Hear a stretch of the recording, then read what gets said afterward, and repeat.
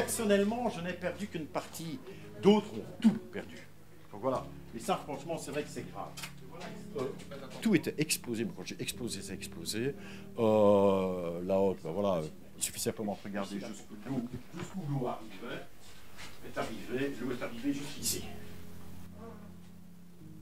Donc, alors, on va dire que jusqu'à 2h du matin, 2-3h du matin, on n'avait pas vraiment trop de problèmes. Seules les caves étaient inondées. Et subitement, on ne sait pas pour quelle raison, quoique, il y a peut-être bien certaines explications, on s'est retrouvé en quelques heures, je veux dire en 3 heures à peu près, avec de l'eau qui montait jusqu'à presque 2 mètres au-dessus des caves. En quelques heures. Donc c'est vraiment... Et avec une force incroyable. On n'aurait rien su faire, franchement. Il y a des gens qui ont essayé, à mon avis, il y a des gens qui ont tout perdu. Mais quand je dis tout, c'est tout. Moi, je peux m'estimer encore heureux, entre guillemets, parce que j'habite... Une partie de mon habitat est au premier. Le reste, tout ce qui est cuisine et autres, est au rez-de-chaussée et dans les annexes.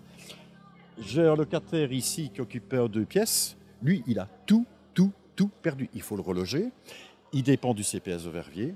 J'ai essayé jeudi, vendredi de téléphoner au bureau social, donc à son assistante sociale, qui, je ne sais pas pour quelle raison, ils sont aux abonnés absents. C'est vrai que l'antenne sociale de Préjavet et rue Saint-Remacle, je pense que même si leur bureau était dévasté, comme tous les gens, c'est un organisme public. Ils ont un travail social à faire. Ils avaient au moins, je pense, la responsabilité d'ouvrir une antenne sociale pour tous les gens qui étaient dans le problème et dont ils dépendent. Il avait son lit, il avait sa garde-robe, il avait sa douche, etc.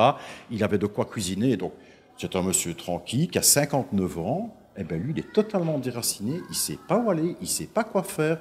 Et si on ne le prend pas en charge, en plus, c'est un monsieur qui, sans vouloir être péjoratif, est relativement limité. Il n'a jamais eu affaire à ce genre de problème-là. On s'est toujours occupé de lui. Et puis voilà, qu'est-ce qui se passe? Là, non, c'est nous qui avons déjà commencé à détapisser. Parce que bon, voilà, on a enlevé des trucs, on a enlevé pas mal de trucs, on a commencé à détapisser. On sent bien l'humilité. Et on sent, mais alors, est-ce que vous imaginez que ce gars, ben maintenant, si on ne fait rien, ben je lui dis, écoute, Jean-Luc, tu dors là-dedans? Mais ce serait même pas, on a dû tout jeter. On a tout jeté. Il n'a plus rien. Il fait comment pour vivre? Et les services sociaux sont absents. Alors, il fait comment pour... Moi, je me pose la question. Mais le pire, il n'est pas le seul dans la rue. Et je ne parle même pas de la rue, je parle même de tout le quartier, et je parle de Mangombrou. Mais est-ce qu'à Pepinster, est-ce qu'à Orzival, et je prends Orzival, est-ce que c'est la même chose? Je n'en sais rien. Est-ce la même manière dont on s'occupe des gens qui sont dans le besoin? Si c'est le cas, je pense qu'il faut complètement revoir toute la structure d'aide sociale pour ces gens-là.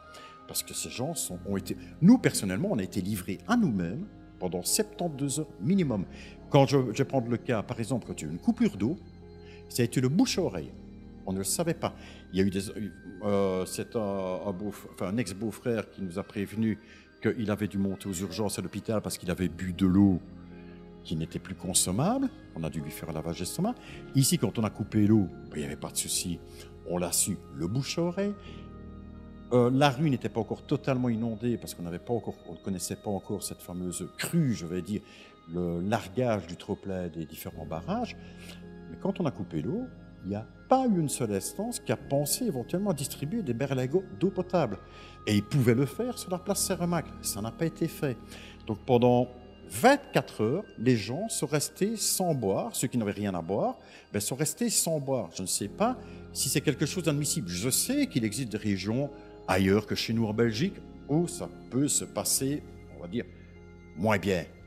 Mais nous sommes dans un pays, nous ne sommes pas en guerre. Je ne pense pas. Alors à partir du moment où on laisse des gens qui ont besoin de boire, mais des personnes âgées qui doivent boire plus qu'1,5 litre d'eau et qu'on les laisse sans eau, qu'est-ce qu'il faut faire? Qu'est-ce qu'il faut faire? Alors c'est le lendemain, où des bénévoles ont commencé à distribuer de l'eau à la bibliothèque, sur la place du marché. Vous trouvez ça normal? Les pouvoirs politiques, ils étaient où? Justement, vous nous avez aussi signalé que dans une rue juste proche de chez vous, il y avait une dame de 85 ans qui est morte chez elle. Une dame de 81 ans au 51 de la rue des Rennes est décédée noyée. Elle avait des problèmes de mobilité, elle est morte noyée. Il y avait possibilité, le premier jour et même dans les premières heures, il y avait possibilité qu'une autorité, je ne sais pas laquelle, je ne suis pas mais je ne sais pas, protection civile, mais évidemment qu'on a pendant pas mal d'années raboté pour ne plus avoir que 2 centres de la protection civile en Wallonie, alors qu'avant il y en avait ici à Verviers, et ils étaient bien utiles. On a regroupé des casernes de pompiers. Pourquoi? Économie de personnel, de matériel, etc. Mais en attendant, maintenant, on en paye le prix fort. C'est comme exactement au niveau de la santé. Santé, enseignement, sécurité et autres, c'est ce qui est raboté partout en Belgique. Cette dame n'a pas pu être... Cette dame, c'est lui, c'est Michael qui quelque part a vu, il a vu un corps qui flottait, quoi. Il était trop tard. Et bien, ça a été la même chose. Donc, je ne comprends pas pourquoi il n'y a pas une autorité qui aurait décidé peut-être d'envoyer des gens, quand c'était encore possible au niveau des rez-de-chaussée, frapper, dire « Tiens, vous êtes sûr que si vous restez au rez-de-chaussée, ça ne va pas vous poser de problème ?» Parce qu'on prévoit peut-être d'autres choses. Voilà, il faut peut-être vous délocaliser, peut-être vous transporter vers un centre de regroupement ou quoi que ce soit. Ou est-ce que vous êtes sûr d'être en sécurité chez vous?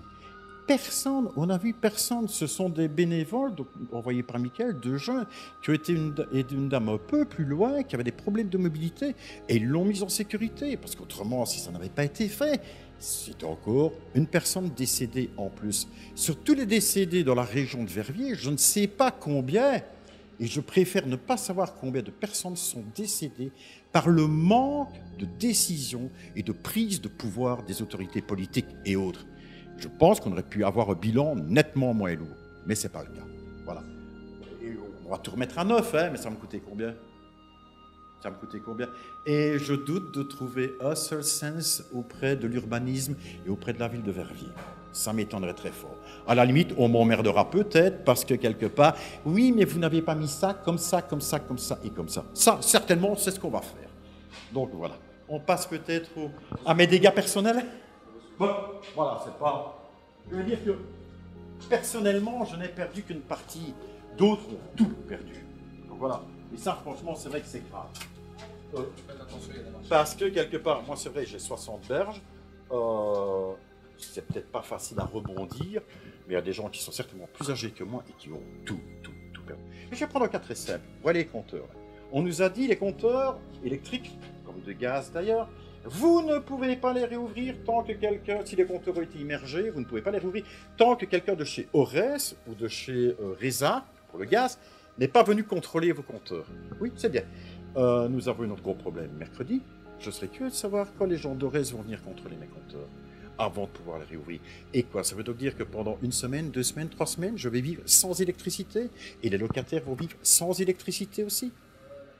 Je pose la question, je n'en sais rien. Mais en attendant, on n'a pas de réponse. On a toutes les questions, mais non, aucune réponse. Lesquelles? Je suis arrangé, moi. Oui, tu t'es arrangé. Pour avoir des compteurs généraux pour tout le quartier. Non, des groupes électrogènes. Des groupes électrogènes, mais oui, mais je ça va changer quoi? En attendant, quels sont les autres? Attends, Ores, je suis désolé, c'est quoi? C'est le gars, c'est l'organisme qui s'occupe de la distribution, enfin pas la distribution, du réseau qui distribue l'électricité.